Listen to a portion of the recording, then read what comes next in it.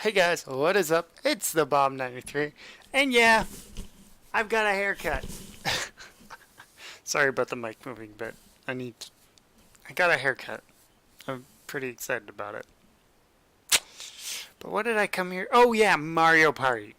It's a review you've all been waiting for, not really, but I said I was going to do it next, so I need to do it, and I just need to get it through with. So, here's the Mario Party review. So, Mario Party, or Super Mario Party as it is called, actually. Before we get too carried away, I want to make sure I make this clear. I like Mario Party. Personally, as a series to play with your friends, it's on the levels of Mario Kart and Super Smash Brothers. And lately, Mario Party 9 and 10, you just haven't gotten the quality you got with the other games, which honestly, Mario Kart's been getting better. Although, people still argue or not, Wii is the better one than 8. And I completely disagree with those who think Wii is better. I think just the way the tracks are designed, the mechanics of 8 are better. I mean, there are some get good things where drifting is involved and stuff like that. Whereas you have auto drift in Mario Kart Wii, which makes it easier for beginners. I won't get that. Don't get me wrong there, but I think Mario Kart 8 is definitely better.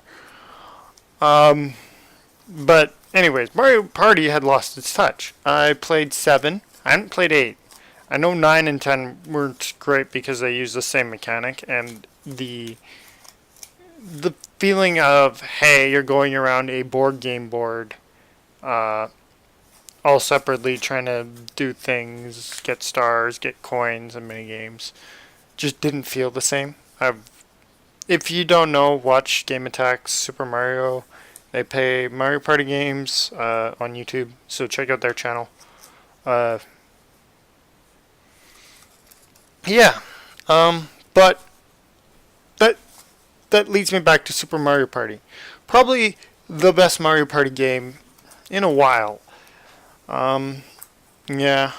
Um, there's going to be a lot of ums in this video. Well, let's start off with a couple of things that I'd like to point out that I have negative thoughts about. Mario Party is...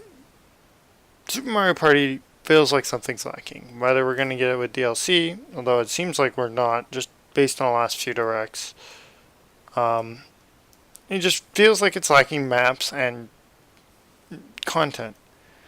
Doesn't feel like we're missing minigames. It doesn't feel like we're missing anything else of the sort. We're just feeling like we're missing map variation. And that's what made the original Mario Party cool, is everybody had their own favorite maps. This one you have 4 maps, and they're not really all that interesting. Part number 2 I want to talk about is you have to unlock characters and unlock the master CPU difficulty for some unknown reason. I have no idea why you have to do unlocks in a Mario Party game, and there's a story behind it too. I understand that, but it's supposed to be a party game which you play with your friends. Okay, now to the positives. I know I did negatives first, but the positives of this game really outshine the negatives.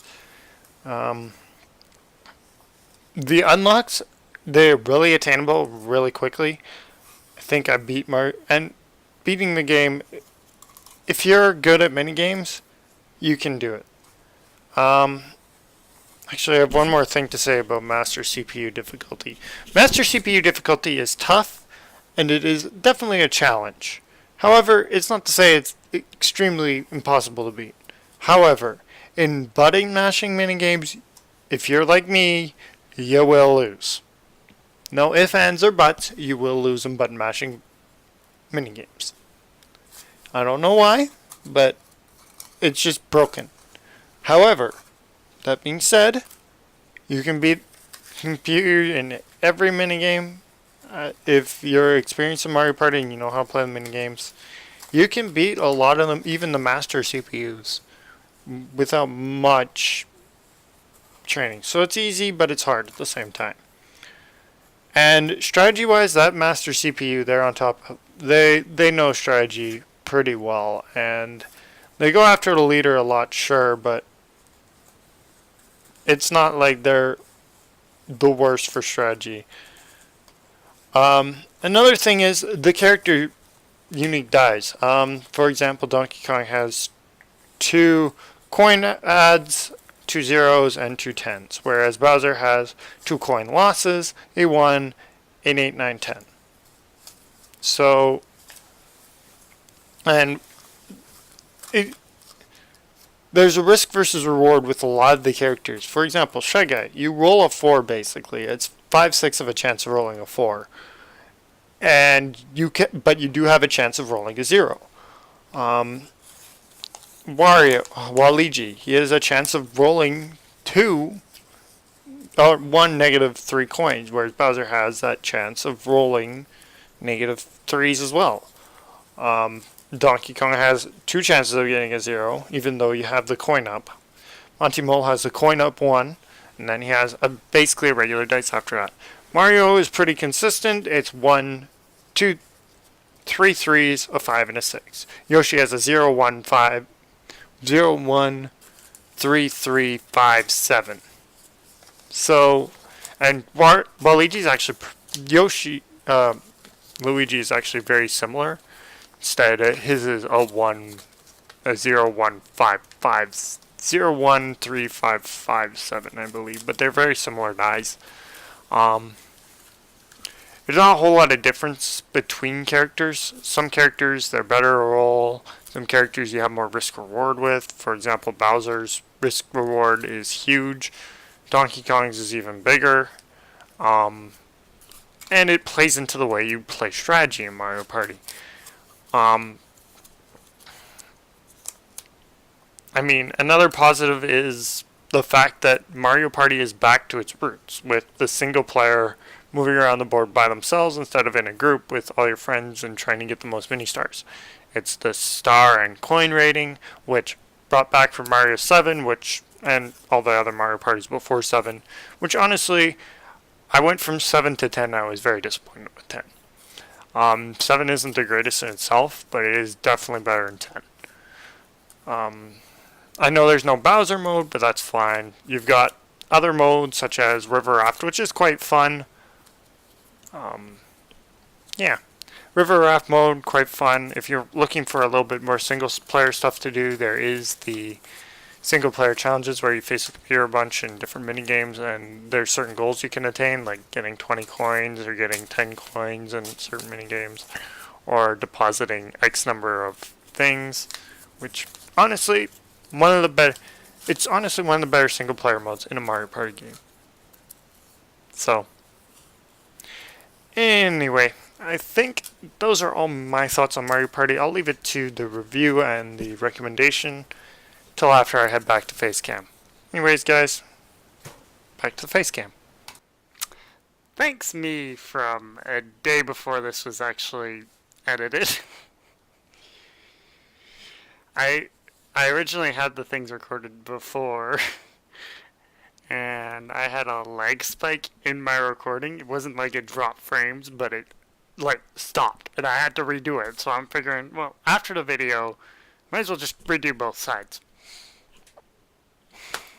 Anyways, let's get on with the final part of the review, which I told you about. Final score, it's a 7 out of 10. It's nothing too spectacular, it's just missing enough content. The unlocks kind of seem pointless. The fact that you're hunting for gems and trying to finish the story just doesn't make sense in a Mario Party game. And yeah, that's why I can't say I don't recommend it though, considering this is the first decent Mario Party game since the Wii. So, I mean, the 3DS also got Mario Party top 100, but like, this is the first actual decent Mario Party game. Well, they're in top 100, mind you, since Mario Party 7, or Mario Party 7 and 8. So, yeah, it's good to see Mario Party back in a well thought out place. It's good to see. I'm sorry about the recording not having any party actual footage. I forgot to record that, and I don't have any actual party footage. I'm sorry. So you got the river raft, you got a little bit of the single player stuff. Very sorry about that. Won't happen again, I promise. Wolfenstein 2, you're going to get story only. However, the next one I said, I was going to do a review of Tetris 99. That'll be a pretty quick one. Just a couple of recordings. Bam, wham, bam, thank you, ma'am, I'm done. So, there are going to be another couple of other stuff coming up, especially with Pokemon Sun, the Sword and Shield announced today. Trials Rising, I've been interested in that. Yeah, so if you guys are interested, make sure you hit that subscribe button down below. If you guys are interested in some Splatoon combat, more Splatoon content, that's going to be coming soon. As well as iRacing content. I've been winning iRacing races. Won one at Daytona, and I've won two at. One's kind of fluky though. I have no understanding of how I actually won the race. But I've got a win at. I've got 2 wins at Laguna Seca, and I've got a win at the Daytona short road course. So that's really weird how they did that.